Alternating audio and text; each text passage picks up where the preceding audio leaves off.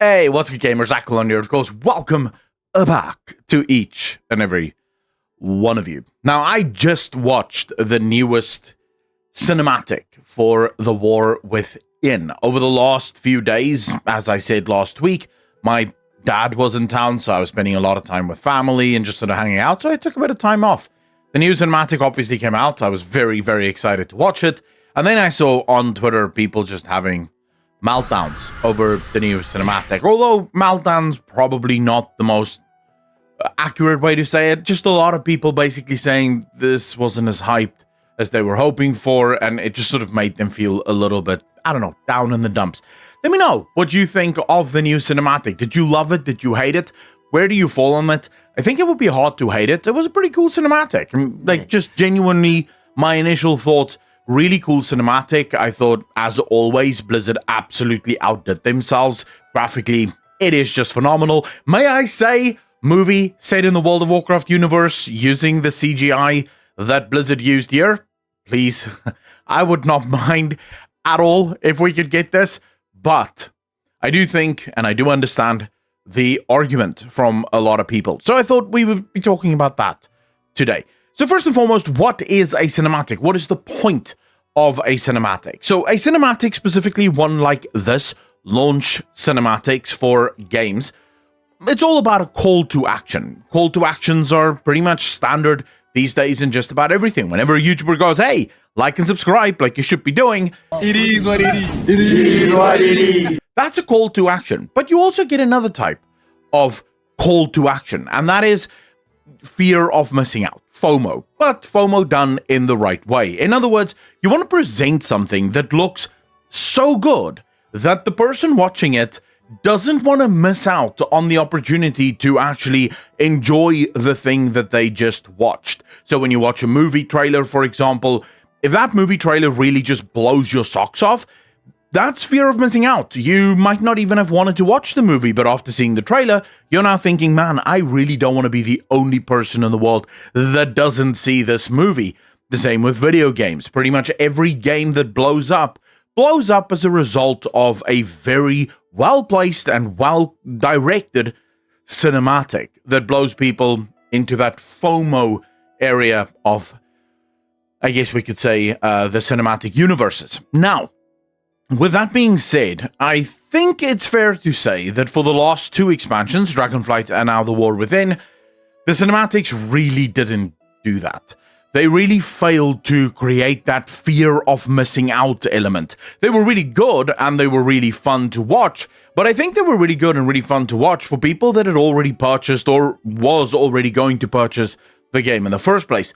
I don't know if anyone watching that cinematic that has not bought the game and had no plans on buying the game would actually buy the game. The problem, of course, is a little bit more nuanced than most people might think. Now, I'm not entirely completely doom and gloom on this thing like a lot of people online. I do think my take is a lot more nuanced than many people might want it to be. So if you're in the mood to get a little bit angry at me for not absolutely agreeing with you on this issue, then maybe this is the video for you.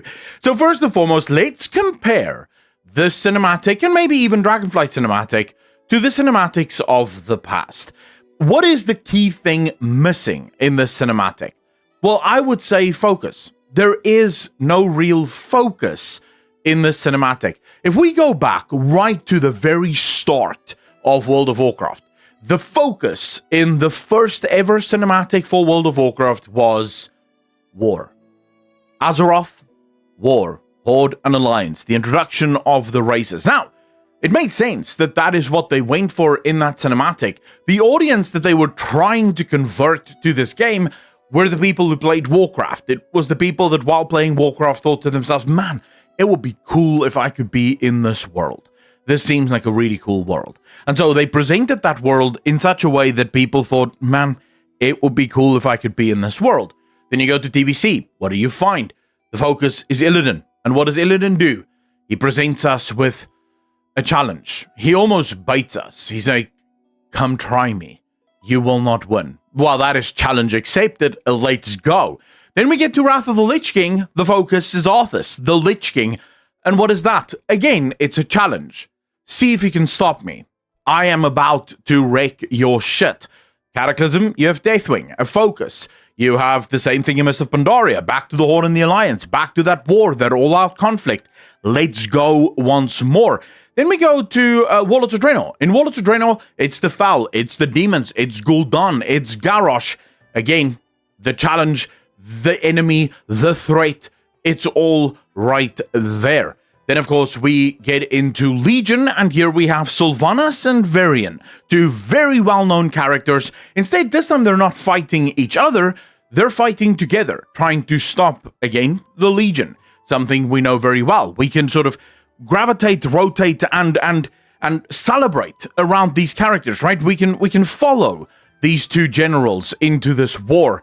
Battle for Azeroth, again, goes back to the age-old Horde versus Alliance conflict, and it gives us two focus points. Again, if you're Horde, you're focused on Sylvanas, you're rallying behind her. If you're Alliance, you're rallying behind Anduin. Again, it's a rallying cry, it's a call to action, let's go. Shadowlands comes out, and of course, for all its failings, its cinematic was badass as shit. The main focus is Sylvanas. She kicks Bolvar right in the dick, and then rips open the sky.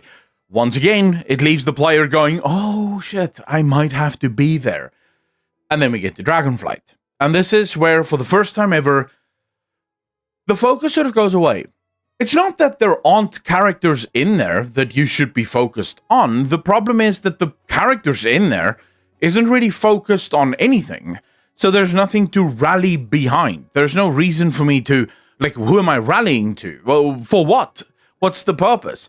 Dragonflight cinematics very much just celebrated the beauty of this world that is now finally awakened. And while all of us dreamt of going to the Dragon Isles, that's not enough to really convince someone to get back into the game, right? That's not enough to really create that fear of missing out feeling. Where's the enemy? What is the enemy? Why am I rallying behind Alexstrasza exactly? And then the next cinematic shows off dragon riding. Again, great cinematic for anyone that wanted to already buy the expansion. And yes, it's a very cool way of traveling, and it shows off a cool way of traveling. But it doesn't really help if I wasn't convinced in the first place that I wanted to be in this world to see the way in which I will be traversing the world. It doesn't do much to convince me to buy or play the game. And then we get, of course, to the War Within. The cinematic again lacks focus. Who is it that I'm supposed to be rallying behind? Especially in this one, I think one of its biggest flaws is the fact that none of the characters shown in the first minute of the cinematic, maybe even two, is characters that we know. You know, it's characters that we know of, but it's not characters that we know. And while they look really cool doing seemingly random things, the question is, but why? Why do I care? I think in this, it might have been a lot better to include Khadgar. Maybe make Khadgar sort of like the tip of the spear, right? And show Khadgar going into these lands for the first time and maybe being attacked by the Nerubians. I know that would be a spoiler, but that would at least get people's blood pumping, right? Oh, shit, let's go, right? We know Khadgar, we know who he is. It would have created a lot more FOMO. We would have wanted to be in that world. These characters, while cool, and most of you know I've made videos on Faerun, I love her as a character, and I think that from a lore perspective, she's going to be badass. The half-troll, maybe even the early ancestors of the trolls, I realize the people with the tree, don't get me wrong, I realize they arrived, according to the lore, at least what we know now, they arrived on Azeroth shortly after this tree, and then they've just been spending time at this tree that we think may have been the first ever world tree that was destroyed by Aman'Thul. And then, you know, Elune cried very, very many tears around this tree. But we're not entirely sure. We just know that there are immense roots there. And then there's this race of people that seemingly protect this tree. And clearly this tree responds to these people. And when you look at them, they do look a little bit early trollish. So maybe they were actually the very early ancestors of the trolls. Who knows? I've not played the beta. I've not played the PDR, so I'm going to have to wait to get into the game to actually give you that kind of lore. Then, of course, finally we get the Nerubians, and they look really creepy and scary. And then we see right at the end Xal'atath. Again, perhaps a character that could have been used as sort of like a catalyst, right? Because that's what you really need. If you compare the last 2 expansion cinematics to all of the cinematics that happened prior, the thing that's missing is the catalyst. The thing that we can rally behind and then rally towards something. Because there's no good point rallying behind someone if we don't know where we're going with this someone. The point is, I want to rally behind Sylvanas because I want to kick Anduin in the dick, or I want to rally behind Anduin because I want to kick Sylvanas off of the planet, right? Or whatever the case might be, but there needs to be a person I want to rally behind, and then I want to rally behind them because I want to achieve something. That's really the key ingredients that you need in order to create hype in the form of FOMO, which of course isn't there. Now, I say that I'm not going to be all doom and gloom, and I really am not. I loved the cinematic. I thought it was really, really cool. I didn't do a react to the cinematic because it wasn't that cool, but I will say, I think it is within keeping of the World Soul Saga. Remember, this is, for the first time ever, Blizzard doing a story in 3 parts, and doing a story that they themselves in multiple interviews now have stated is going to be a slow roll. It's not going to happen overnight. They're not going all out to try and convince everyone to buy the expansion right from the beginning. Every moment of this expansion isn't going to be jam-packed with high adrenaline, testosterone, nut explosion semis all over the place. It's going to be a much slower roll. It's going to be a build up towards the grand finale. And I think from Blizzard's perspective, the idea is sort of like, by the time we get to midnight, by the time we get to the last Titan, that is where people go, dude, I want to see what this is all about. I want to go to the War Within. I want to play through that story, and I want to play through Midnight because I need to see how the hell did we get here. I don't think I mind that. Is it a missed opportunity? Could they have done something better with this teaser trailer, really, if you want to call it that? Sure, they could have, but I kind of don't mind Blizzard's approach to being a little bit more muted. This is the first time they're trying something brand new, and, you know, they might be, I think, a little scared. They might be a little bit like, you know what, we've burnt our fingers in the past quite heavily, especially in the most recent past. If you go back to basically anything after Legion, Blizzard creates these giant cinematics that create an immense amount of hype. And then when the game itself does not live up to the hype of the expansion, which quite often isn't even the fault of the developers themselves. You know, you look at BFA, for example. Yes, it had a lot of flaws, and those flaws were not the fault of the community. It was the fault of the developers because they weren't paying attention to what the players actually wanted. But fundamentally, you know, it is possible that we got so hyped for that cinematic that the game would never have been able to live up to the amount of hype that the cinematic set.